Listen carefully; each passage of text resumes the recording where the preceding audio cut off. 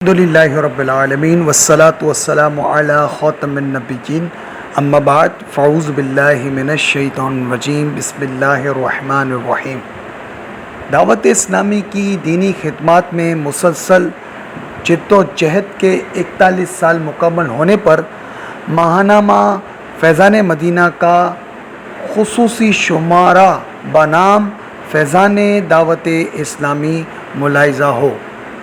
یہ ایک مسلمہ حقیقت ہے کہ گندگی جتنی بڑھتی ہے صفائی کی ضرورت و اہمیت بھی اتنی ہی زیادہ بڑھ جاتی ہے، کیونکہ اگر وقت پر صفائی ستھرائی کا اہتمام نہ کیا جائے تو بدبو پھیلتی اور جراثیم پیدا ہو کر پرورش پاتے اور نتیجتاً آس پاس کے لوگ طرح طرح کی بیماریوں کا شکار ہو جاتے ہیں۔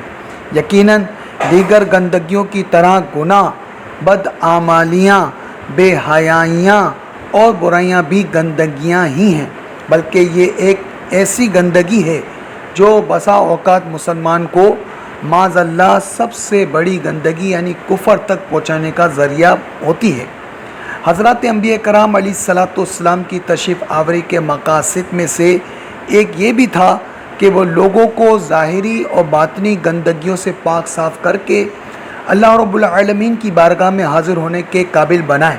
قرآن کریم کے پارہ 28 سورۃ الجمعہ کی آیت نمبر 2 میں ہمارے پیارے اور آخری نبی محمد عربی صلی اللہ تعالی علیہ وآلہ وسلم کا ایک وصف یزکیہم کہہ کر بیان فرمایا گیا کہ نبی کریم صلی اللہ تعالی علیہ وآلہ وسلم انہیں یعنی ان نئے مسلمان ہونے والوں کو باطن عقیدوں، مذموم اخلاق اور دور جہالت کی خباثتوں اور قبیح اعمال سے پاک کرتے رہیں۔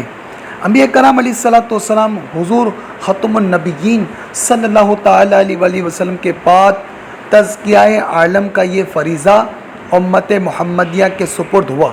چونکہ زمانہ جتنا نبی کریم صلی اللہ تعالی علیہ وآلہ وسلم کے زمانہ خیر سے دور ہوتا چلا گیا، برائیاں، خرابیاں اتنی ہی بڑھتی چلی گئی۔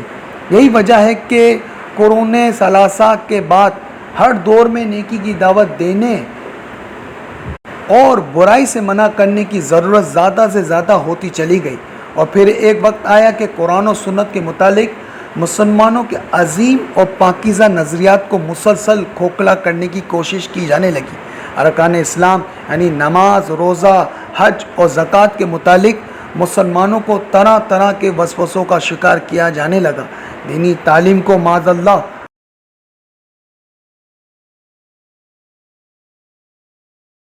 نوسی خیالات قرار دیا جانے لگا۔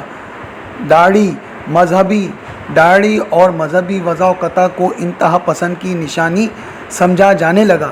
جھوٹ، غیبت، چغلی، حسد، تکبر، وعدہ خلافی، گالی گلوچ، فلمیں، ڈرامے، گانے باجے وغیرہ ایک وبا کی طرح مسلمانوں میں پھیلنے لگے۔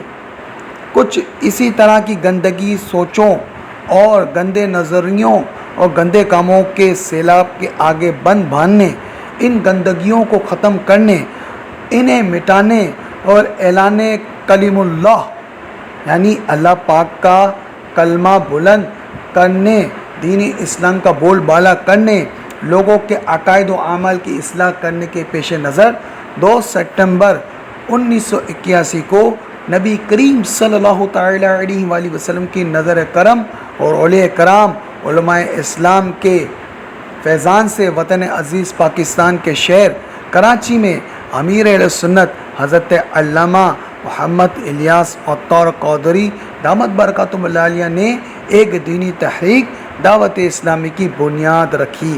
کراچی کے ایک چھوٹے سے علاقے سے اٹھنے والی عاشقان رسول کی اس تحریک دعوت اسلامی کی چھتری کے نیچے انفرادی و اجتماعی اصلاح و تبلیغ و نیکی کی دعوت اور برائی سے منع کرنے کے کام کو ایک منظم طریقے سے شروع کیا گیا۔ وقت و حالات کے تقاضوں پر اس میں مزید تبدیلی اور بہتری آتی چلی گئی۔ قرآن و سنت کی تعلیم کا نور کہ جسے علماء حق اہل سنت پہلے بھی پھیلا رہے تھے مزید پھیلانے لگے۔ سنت مصطفیٰ صلی اللہ تعالی علیہ وسلم کے دیوانے بڑھنے لگے۔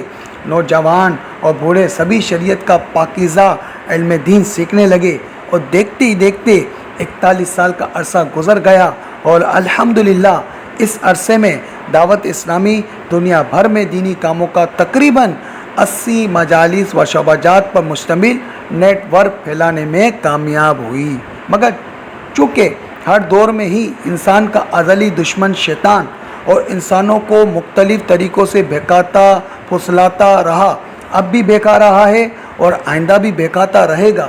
فرعونیت، یزیدیت، شیطانیت نے ہر دور میں ہی لوگوں کو اپنی لپیٹ میں لیا، مگر دورہ میں تو برائیاں اور بدعمالیوں کے علاوہ عقائد و نظریات پر پے در پہ حملے، ہم جنس پرستی، الحادو، بے دینی اور نہ جانے کیسے کیسے فتنے بڑھتے اور پھیلتے جا رہے ہیں۔ یہ وہ حالات ہیں کہ دعوت اسلامی کی گزشتہ کل سے کہیں زیادہ آج ضروری ہے۔ انفرادی اور اجتماعی اصلاح، تبلیغ و نیکی کی دعوت، برائی سے منع کرنے کی جتنی زیادہ ضرورت ماضی میں تھی، آج اس سے بھی زیادہ کہیں زیادہ ہے، کیونکہ برائی اور بے حیائی کی گندگی بڑھتی ہی جا رہی ہے۔ آئے دن نت نئے فتنے رونما ہو رہے ہیں۔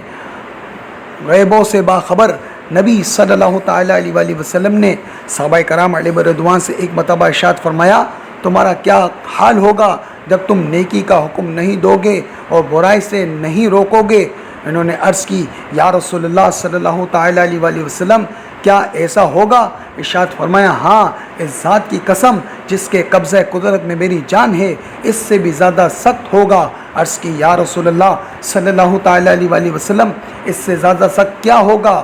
ارشاد فرمایا، اس وقت تمہارا کیا حل ہوگا جب تم نیکی کو برائی اور برائی کو نیکی سمجھو گے؟ عرض کی، یا رسول اللہ صلی اللہ تعالیٰ علیہ وآلہ وسلم، کیا ایسا بھی ہوگا؟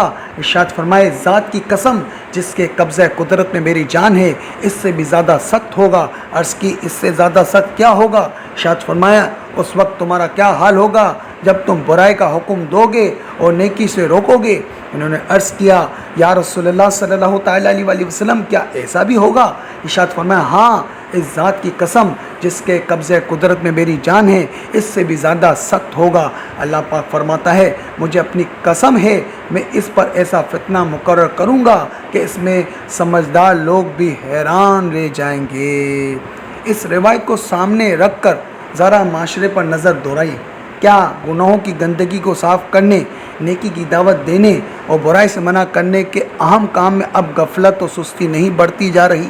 کیا اب نیکی کو برائی اور برائی کو نیکی نہیں سمجھا جا رہا، بلکہ کیا اس سے بدتر حالات نہیں ہو چکے کہ برائی کی طرف بلانے بلکہ منظم طریقے سے برائی کو پروان چڑھانے، کروڑوں اربوں روپے خرچ کر کے برائی اور بے حیائی کی گندگی کو پھیلانے والے لوگ ہمارے معاشرے میں نہیں پائے جا رہے؟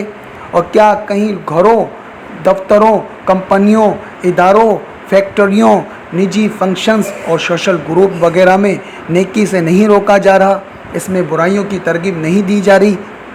یقیناً ایسے حالات میں دعوت اسلامی کی اہمیت اور ضرورت پہلے سے کہیں زیادہ بڑی ہے یا نہیں؟ اس کا جواب شریعت و سنت کا در رکھنے اور زندہ ضمیر رکھنے والا ہر شخص اپنے دل سے لے سکتا ہے۔ اللہ پاک ہمیں دعوت اسلامی کے دینی ماحول سے جڑ کر پہلے خود اپنی اصلاح کرنے اور پھر اس پیاری تحریک کا دست بازو بن کر نیکی کی دعوت دینے اور برائی سے منع کرنے کے عام کام کو مزید آگے بڑھانے کی توفیق عطا فرمائے۔